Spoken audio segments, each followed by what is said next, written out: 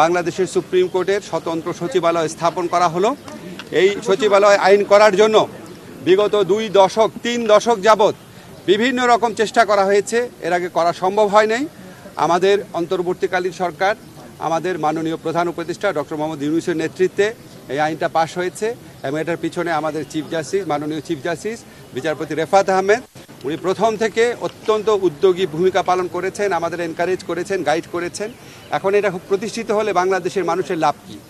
লাভটা হচ্ছে, আপনারা আগে সবসময় শুনতেন যে অধস্তন আদালত যে আছে, ট্রায়াল কোর্ট আছে, সেগুলির উপর যে রাজনৈতিক সরকারের মন্ত্রীরা ছিল, বিশেষ করে আইনমন্ত্রীর কথা বেশি শোনা যেত।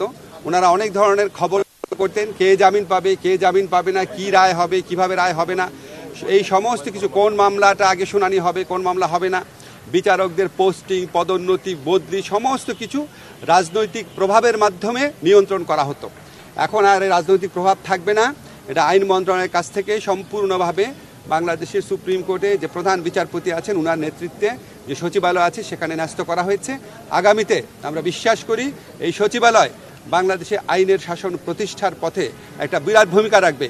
এটা ছাড়াও এই সচিবালয়ের মাধ্যমে সুপ্রিম কোর্ট আর্থিক স্বাধীনতা পেয়েছে। প্রাতিষ্ঠানিক এক ঐতিহাসিক সন্ধিক্ষণে আমাদের নিজেদেরকে আমরা পাচ্ছি।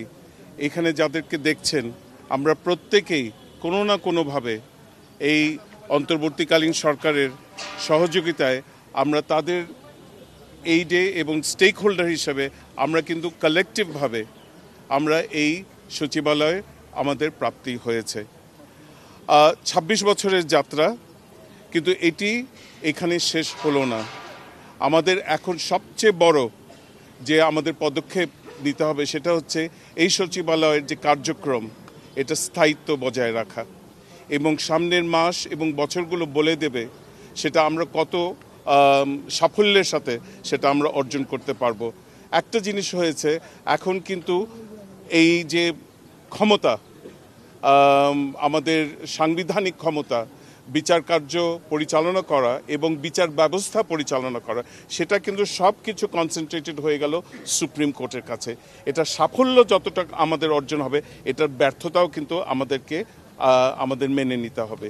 তো সেই দিক থেকে আমি সবার কাছে আমার আহ্বান রইল, আগামীতে যে নির্বাচিত সরকার আসবেন তাদের তো বটেই, এবং আমাদের যত স্টেক হোল্ডার আছে তাদের সবাইকে এই যে ধারাবাহিকতা, এই সচিবালয়ের ধারাবাহিকতা, আইনের শাসন বজায় রাখা, গণতন্ত্রকে বজায় রাখা, এই ধারাবাহিকতা যেন অটুট থাকে এটা। এবং আপনারা, আমি সবসময় বলি, ফোর্থ স্টেট যারা মিডিয়া আছেন, আপনারা প্রিন্টেড ইলেকট্রনিক মিডিয়া আছেন, আপনারা গত 16 মাসে আমাদেরকে যে সহযোগিতা দিয়েছেন, সারা দেশে আমাদের যে বার্তা পৌঁছে দিয়েছেন, সেটার জন্য আমি আপনাদের কাছে ব্যক্তিগতভাবে অনেক অনেক কৃতজ্ঞ, এবং আপনাদের ছাড়া এটা করতে পারতাম না।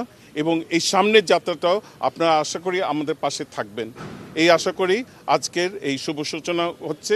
এবং আমাদের দেখবেন আমাদের কার্যক্রম এরপরে প্রতিদিন কিছু না কিছু হচ্ছে। 2টো কমিটি অলরেডি গঠন করা হয়েছে, এবং এই কার্যক্রম এখন প্রতিদিন প্রক্রিয়াধীন থাকলো।